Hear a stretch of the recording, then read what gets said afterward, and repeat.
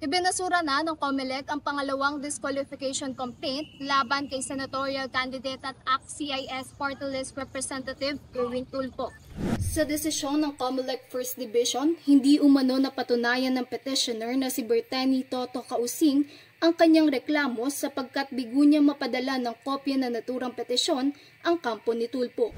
Yan po ay isang blunder, yan po isang malaking pagkakamali sapagkat mandatory po yung requirement na dapat lagi yung respondent ay kinakopy furnish para alam niya kung ano yung idinidemanda sa kanya, ano yung petisyon, sapagkat failure to copy furnish is a really ground to dismiss the petition. Inihain ang reklamo na kumekwestiyon sa kwalifikasyon ng mambabatas sa pagtakbo sa midterm election sa grounds na moral turpitude matapos itong hatulang guilty sa libel noong 2008. Kasunod ito ng unang disqualification petition na ibinasura ng COMELEC First Division laban sa magkakaanak na Tulfo dahil naman sa pagiging miyembro nila ng political dynasty.